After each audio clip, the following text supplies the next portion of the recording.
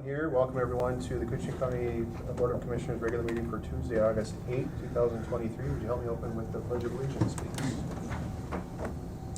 I pledge allegiance to the flag of the United States of America and to the republic for which it stands, one nation, under God, indivisible, with liberty and justice for all.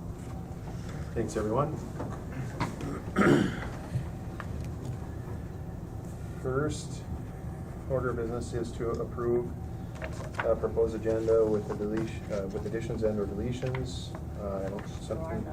We have no additions or deletions, so I'll accept a motion to approve as proposed. I'll make the motion.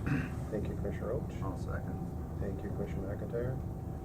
Any discussion on the agenda? Hearing no discussion, I'll call the question. All those in favor signify by saying aye. Aye. Aye. Opposed? And motion carries. Next up is to approve the minutes from the August 1st, 2023 regular meeting. Good job, a lot of minutes here. Yeah. Start to get double-digit pages. It's, as you know, it was a long meeting, so great job. And Chair would accept a motion to accept those minutes. I'll make a motion. Thank you, Commissioner Roach. A second. Thank you, Commissioner Hill. Any discussion on the minutes? Hearing no discussion, I'll call the question. All those in favor signify by saying aye. Aye. Aye. Opposed? And motion carries. The next up is financial business. One note on the RBAA 3B. The amount is, as on the next page, under the register, is the, instead of the 1.833272.72, it's 1,308,492.23. So good catch, Commissioner McIntyre. And that's the only, it's correct in the system. It was just from the last one. So we're good to go. Just note that difference there. So with that being said, I would accept a motion for items 3A, B, C, and D. I'll make the motion. Thank you, Commissioner McIntyre. A second. Thank you, Commissioner Hill. Any discussion on the financials? Hearing no discussion, I'll call the question. All those in favor signify by saying aye. Aye. Aye. Opposed? And motion carries. The next up is to approve warrant void. That is, let's see here, for 739, due to wrong vendor.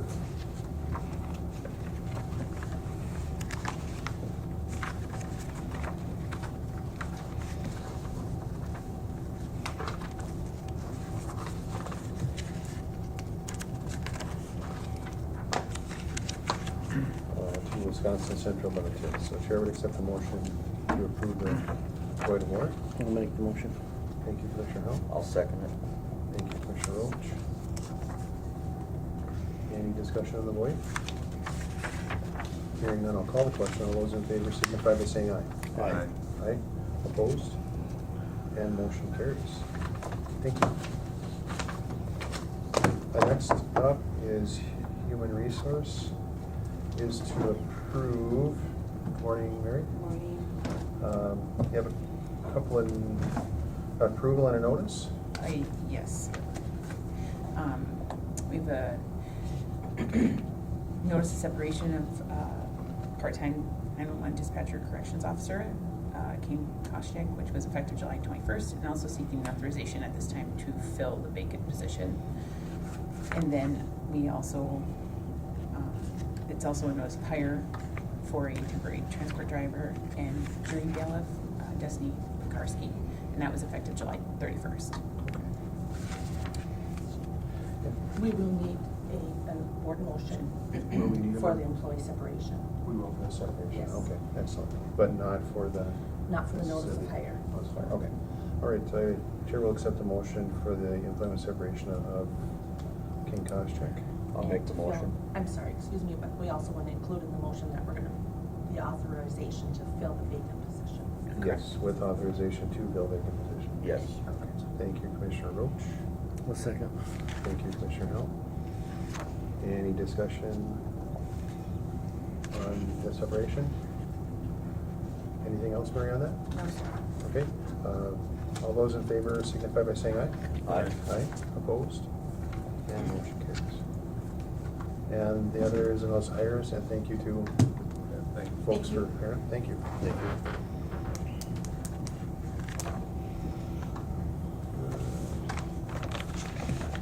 Next up, Mike Goss.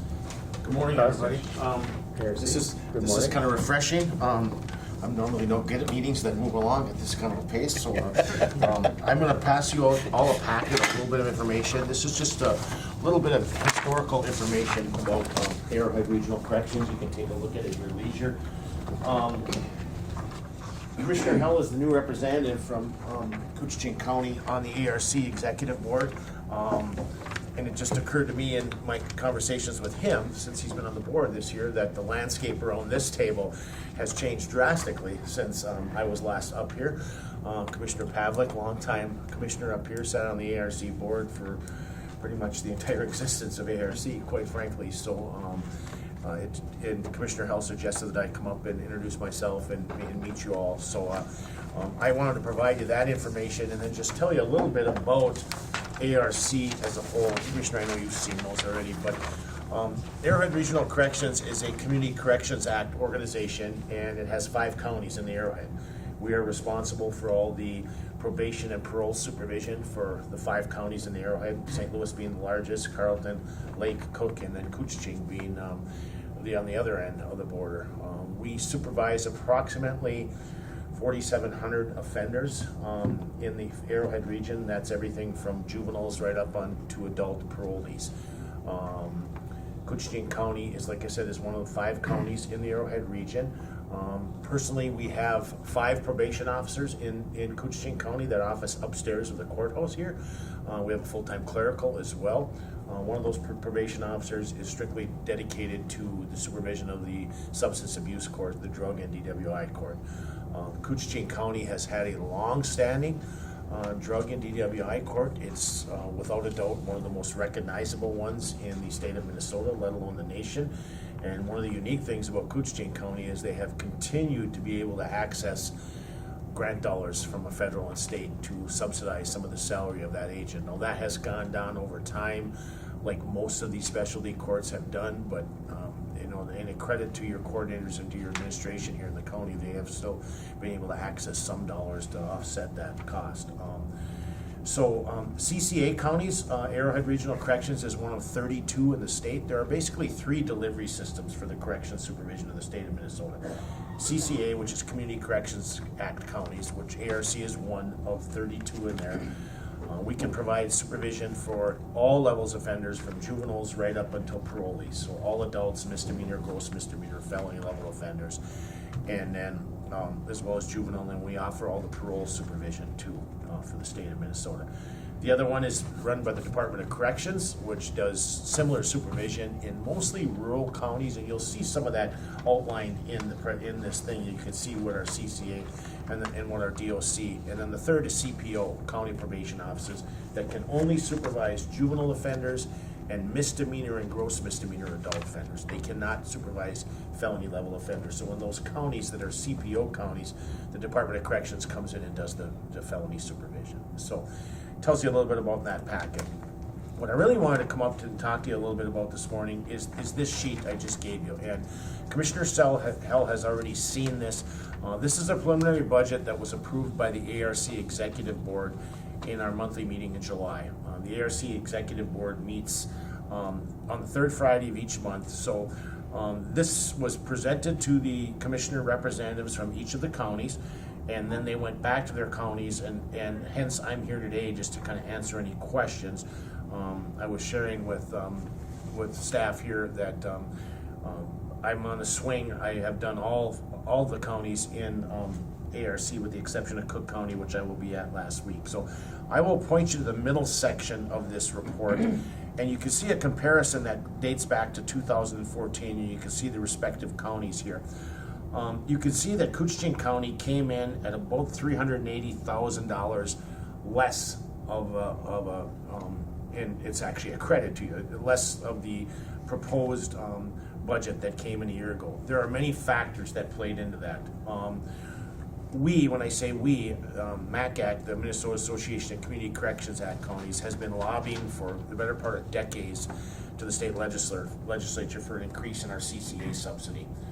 The Department of Corrections funds a portion of ARC in the CCA subsidy. There has been virtually zero increase in that CCA subsidy for about the last 10 years. We were very successful in getting an increase to that this year.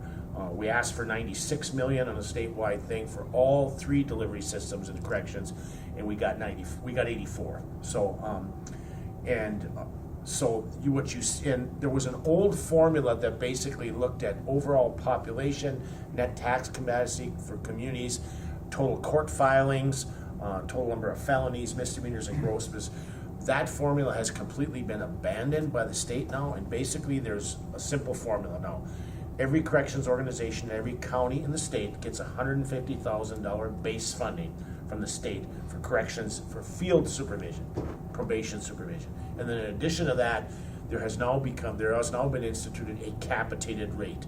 So you get a rate for every individual that's under probation supervision in your respective counties. And you get, and the weight on that has been weighted for, you get more money for high risk level offenders, like for example your treatment courts, or felony level offenders, and then the rate somewhat declines as you get to juvenile misdemeanors or misdemeanor adult offenses. So based upon that base funding and that capitated rate is the reason you see just a little bit over $380,000 credit, or coming in at about 40% less than your subsidy was last year to DOC. That funding is guaranteed for the 2 years of the biennium, so we should be solid with that. The one thing that will affect this in 2025, ARC, like many correctional organizations around the state of Minnesota, collects supervision fees. So if you're placed on probation, under supervised probation, you are assessed a fee annually for that supervision. At one point in time when we were new to the game as far as collecting fees, and we've been collecting fees, the legislature authorized that probably about 15 years ago. We were collecting upwards of about $500,000 to $600,000 a year collectively among the 5 counties. That's dropped to just a little bit over $300,000 now, but when the legislature put in a new effect for the new funding, they also eliminated and required fees to sunset at the end of calendar year 2025. So we will be able to continue to collect supervision fees until 25. Our intent between now, when I say our intent, MACAC, our intent between now and the end of 2025 is to continue to lobby the legislature for that full funding from that gap from 84 million to 96 million, which equates to the loss of fee revenue that we will have over time. So we will be, again, banging on the door and working on the floor now with the legislature the next 2 years, and hopefully, I'm not fool enough to believe that we will get it all next year, but if we can cut that in half next year and get the rest of it in 25. But again, you are all as familiar with this as I am, that there are many other organizations knocking at the door now at the state level for dollars has increased as well. But this in and of itself is good news, I believe, for Cooch County. It has always been, this office upstairs is probably one of the most solid offices we've had in respect to turnover in all of ARC for a very long time. Agents that were here, stayed a couple of years, and then we have transfer. When openings come, they can transfer to one of our other organizations. You have some really young staff up here that have made International Falls their home. They bought homes here. They're integrating in the community. We have one probation officer up there that does some coaching up at the high school on his off hours. You have other people up there that are integrated in the community. I just don't envision any real turnover in the Falls office, and that's really good news for all the people that live in this community that are getting used to having probation supervision, where they don't have that continual revolving door with, today they have one probation officer, a year from now they have someone else. This has been a really rock solid. We haven't had any movement in this office probably in about 6 or 7 years, and at one point in time we had 3 agents here that left to go to other areas of ARC probably within 3-4 months of each other, so the turnover was pretty dramatic. But we're pretty solid up here right now, and you have a great service, and these folks do a really nice job. In addition to providing probation supervision for Arrowhead Regional Corrections, ARC also runs 2 institutions. the Northeast Regional Corrections Center, which is in Saginaw. It's a minimum/medium secure facility for adult men. Total net capacities there about 144 beds we have. We haven't been anywhere near that probably in 12 to 15 years, but census at the facility this morning was 118. That's probably as high as we've been probably in the last 5 years. As you can imagine, when COVID hit, we try to keep those numbers down, probably around the 50 to 75 range, just by way of nature of not wanting to introduce COVID into the facility. But we do a lot of neat things at NERC. Any time that you're interested in coming down and touring that facility, I can absolutely set that up. ARC we have a meat processing facility on site.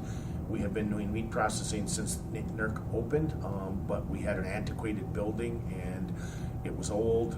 We were put on notice by the Department of Agriculture and the USDA that we had to build a new building. ARC started to pursue funding in the way of bonding dollars probably about 8 years ago.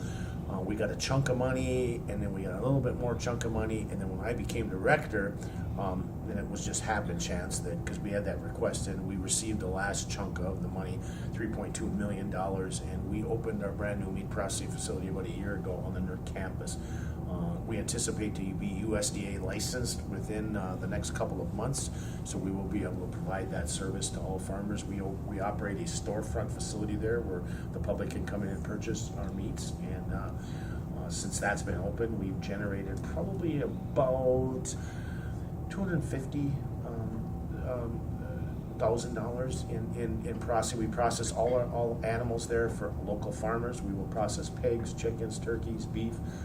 We actually have a couple of bison that will be arriving at the facility later this fall, early winter, that we'll be processing. And in addition to that, we have about 600 acres there that we farm. We have a greenhouse there in the spring that we sell to, and then we open a produce stand in the fall that people can come and pick and purchase produce there.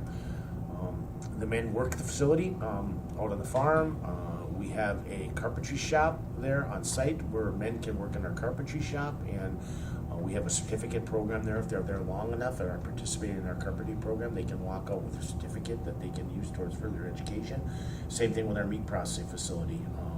We have a certificate that men can go, and we actually have 3 men that have graduated and gotten a certificate out of our meat processing program that are working one is working at a butchery shop up on the Iron Range, and 2 others have obtained employment in the Super One stores in Duluth. So there are some really good opportunities there. In addition to NERC, we also run HAC, the Arrowhead Juvenile Center. It's just a secure detention building, and we do treatment and detention for those youth that are required to be in secure detention from all 5 counties. That's also in Duluth. So any time that any of you would like a tour of that facility, we're absolutely willing to provide that to you. I know Commissioner Hell has seen both, and he can tell you a little bit more about that. So with that, I will be quiet now and entertain any questions you all may have in either respect to this document or ARC as a whole. Well, I think it's great, honestly, yeah, that you have these programs set up for people to get these skills and move on. That's really what people do need, sometimes, is to get that confidence and give some skills to get out in the community and, do what they need to do to take care of themselves and their families and stuff. So I think it's great facility too. I have toured it once. All 3 of the areas, down there with the juvenile center and the women's home and also ARC. So yeah, great work, great job, great legislating too. I appreciate that. And as you can see in the back of your packet, we do recidivism studies annually for all of our programs, probation, NERC, and AJC, and we consistently operate at a higher level in all of those institutions as far as keeping that recidivism rate down. We're at about a 12% recidivism rate overall for ARC compared to about 25-26% of those people that are reoffending 3 years out from discharge from probation. So, and I sit here today offering, bragging a little bit about that, but it's really not about me when it comes to this. It's about the people that you have upstairs. It's about all the probation officers that we have at ARC. It's about the staff that we have at NERC and AJC, because they do a phenomenal job in working with both the youth and the adults in making sure that they're not coming through our doors. And only in probation would we think that that's a bad thing, that we don't have more people on probation who are incarcerated. But, I mean, that's the ultimate goal, is we want to keep people out and, again, get them out there leading positive lives, so. My brother-in-law worked at AJC, just retired here about 6 months ago. What was his name? Jeffrey Emanuel. Oh, yeah, I know Jeff. Huff. Yeah, Huff, yes, yes. Yeah, they had a tough summer last summer, not this past summer, but. The year summer before. Yeah, they had like 10 youth in AJC that were there on things like murder, attempted murder, a couple shootings, armed robbery, and they were difficult kids. And we had one kid in particular that's now down at the state facility in Red Wing, but he had assaulted a number of our staff and some law enforcement, and I think Huff might have even been on a skirmish of that. So it's difficult work, and I mean, it was, like I said, it was a long, hard summer, and and I've been around long enough to know that those kind of things peak and ebb and flow, but I'm hoping it's a long time before we see something like that again, because it was a difficult, I mean, we had law enforcement in the building probably every day of every week, because a couple of those kids were out of control. So, fortunately, that's kind of the exception rather than the rule at AJC, but, like I said, I've been in this business long enough to know that, if you're in it long enough, something like that is bound to happen at some point. Sooner or later. Yeah. Well, it's very good that you get people interested in a different career too, that, any sort of trade is, Yeah. people are hard to come by, so. And we are actually right now entertaining, and we're involved in conversations with the Heming Community College and Wasabi Community College. We actually have the provost down there, and we're starting to expand our course offerings in the way of some plumbing and some welding down at the facility, because we have all that on site too. So we're trying to expand that so we can give men more opportunity, because you're right, the trades are desperate for individuals, and if we can help provide that as a resource to them and give our men that are coming out of there an opportunity to go and be more productive parts of society. And I mean, the ARC board has made it very clear to me over time that they want these men out there, for lack of better terms, getting their hands dirty and doing some work and making sure they're up and being productive, because if they can do that in a facility like ours, their chance for success when they get out just dramatically increases. So small world. When you talk about Huff, yeah, it's a small world. So I've seen the facility. yes, yeah. So. Other questions for me? You were all letting me off too easy this morning. Commissioner Held will testify that is not always the case. But I appreciate your time. Reach out at any point in time, and what I kind of like to do is probably get up here annually and sit in front of you all. And if you have any questions, you all know how to reach me as well. All right, Perfect. Great. Thanks a lot. Thank you for Appreciate it. coming. Okay. Yeah. Okay. Thank you. Good day. Yeah. Thanks a lot. Appreciate it. We'll see you.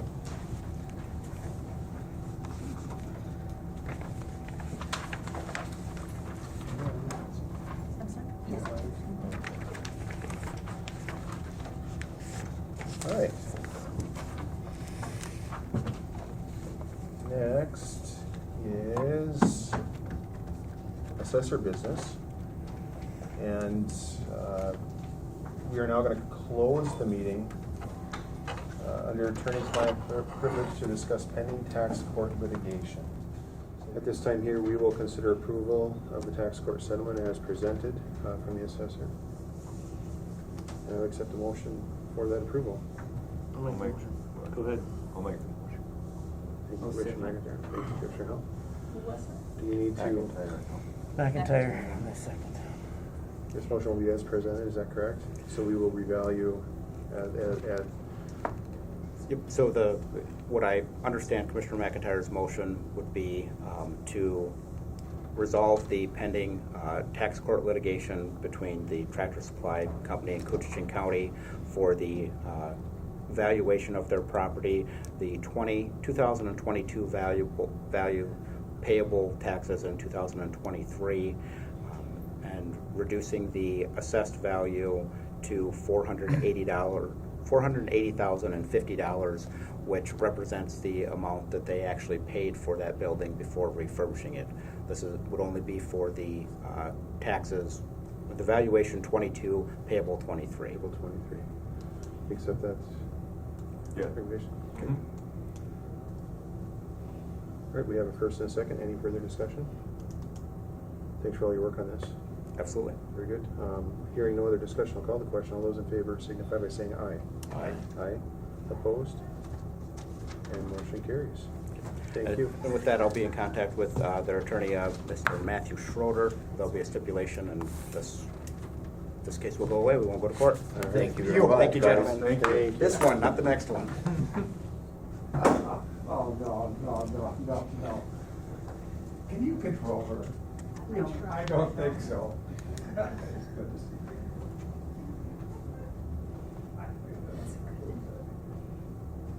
Trent, come All right, next up, highway business. Trent's probably running his way over. Hi, Trent, we got you online? Oh, there you are. Excellent.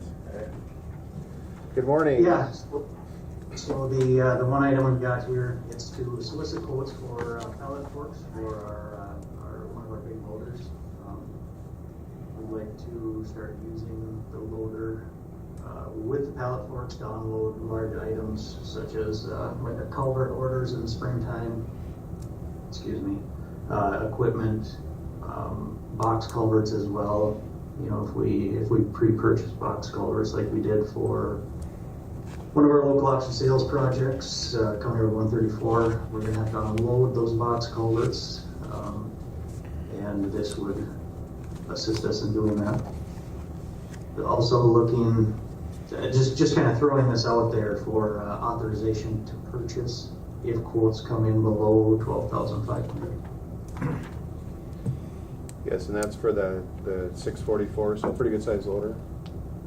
That's correct. Yeah, they're sized for our newest loader. All right. Wishes of the board. I'll make a motion that if you can get them for 12.5 or under, Okay. to buy them up. Motion by Commissioner Roach, I'll second. seconded by Commissioner Hill.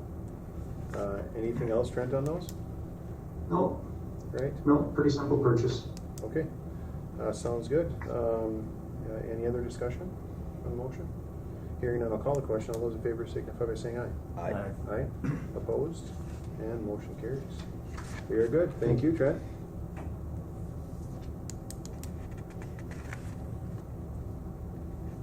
All right. Next up is complex business with Dean. We're a couple minutes early, so.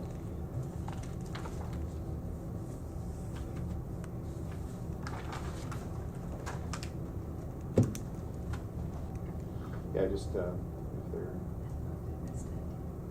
where these are all going to go, I guess would be the question. Oh, we can hold it till next meeting as well. Well, we'll give him a couple of minutes here and see Okay, sounds if good. he's in the building. See if he left the building.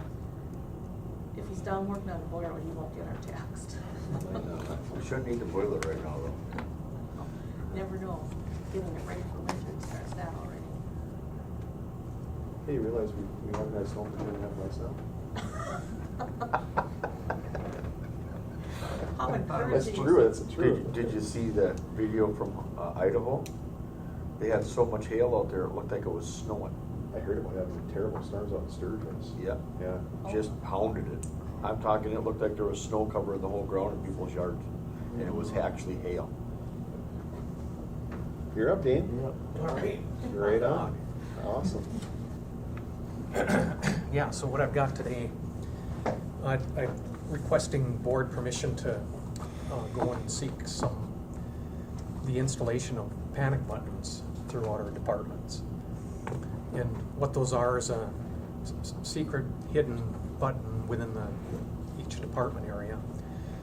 There could be one, there could be two, there might be three here and there around.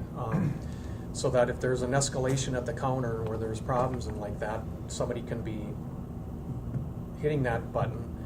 And what it would do would be to contact our dispatch office, and then they in turn would send an officer out or down to whatever department is calling to help out with whatever's going on. So this has been kind of on my budget for a couple of years now, and over conversation, it's a huge. Everybody wants them, and it's probably a long time coming. There have been some instances that things have been heated pretty quickly and fast at some of the stations around the area, and so they all are fully on board with having something like this in position for them, just as an added feature of safety, if you will. I don't know if there's a budget for safety that would cover something like this, but I've got funding in reserves for this project anyway, just because I didn't know. So outside of that, I don't know what to tell you, other than with your go-ahead, I'll make contact with those that do that kind of thing, and I'll see quotes, and then I'll come back to the board, and then you guys can take a look at it from there. So just a quick question, Dean, where are these all gonna be? Are they gonna be accounted like building-wide or Yeah, department-wide kind of? Or? including the Veteran Service Office. There have been numerous reports over there of some pretty crazy times, and so they're involved. Our forest land building is involved. All the departments here at the courthouse, as well as court administration upstairs, is involved. The attorney's office, all of them. Yeah. Sounds good. There currently are a few buttons here and there around the area. There's one underneath this table here in the boardroom, and then there's one at the assessor's counter, and then there's one at the auditor treasurer, and then I think that's it. And that one currently is not working. That's another driving force here to get things straight going. That kind of a low voltage. Yeah, it's basically, these ones here are like a doorbell. But I think we'll probably move up to I know the recorder's office would like a couple of remote control ones that they can have on them, so when they're in the back room at that other, where all their other files and things are, and if something's going on, they can click that on a little device on them. They don't have to physically walk to a counter or something like that. And the location for these things, yeah, one at the counter, but a lot of cases they've recommended through talk about it, they've got to be remotely, or not at the counter. The last place you want to be is moving up to the counter if there's a problem on the other side. So a lot of times they'll put them at desks that are away from them, and somebody else can see what's going on, and they're already hitting it before whatever the conversation is going on. Doesn't have to. You don't have to be pressing a button. Somebody's already doing it behind them or something like that in another location. Do they do it by Wi-Fi? Yeah, there'll be some of that going on. Yeah. Yeah. And then I did get somebody mentioned, well, phones are good enough, aren't they? I mean, you can hit 911 on the phone. Well, that's not the case, because I've been told it doesn't work over at Forest Land, and it just makes problems worse when somebody walks over to a phone and, there's a problem going on at the window there, and somebody picks up the phone and I'm dialing 911 or something, and Further escalate. yeah, it just kind of adds fuel to the fire like that. So when people can do these things real secretively and like that, not cause any problems.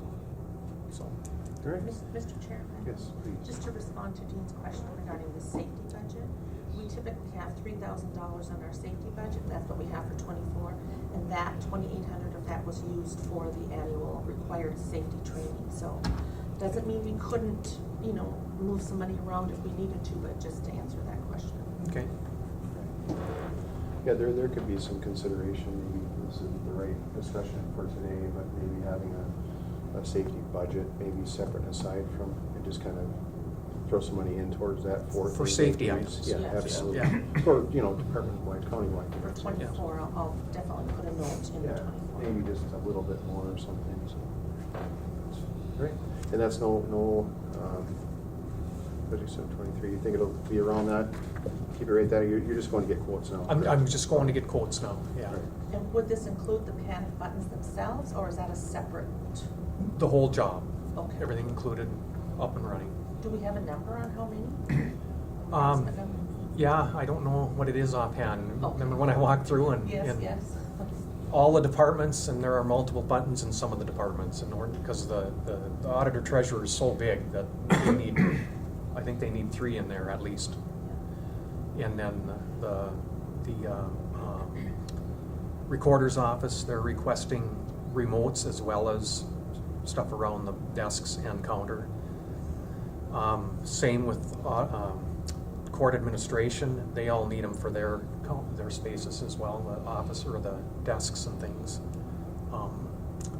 Yeah, so they'll. Is there a way to test them all? Like every year or every 6 months, they can run a test on them? I suppose we could set up a program like that. Notify everybody that we're going to do a test. And go We through do all that of with our phone system. so we can certainly add that too. Yeah, at the same time, yeah. I'll put a note for our next safety budget to discuss it. Anything else? Nope. With that, I would accept the motion to authorize quotes. Make the motion. I'll second it. Thank you, Commissioner Howell. Thank you, Commissioner Roach. Any discussion? Anything else? Anything else? We're good? Nope, that's it. All right. Thanks, Steve. Yeah, thank you. All right. No other discussion. I'll call the question. All those in favor signify by saying aye. Aye. Aye. Opposed? And motion carries. And this time is a public comment period. Anyone here or online for public comment?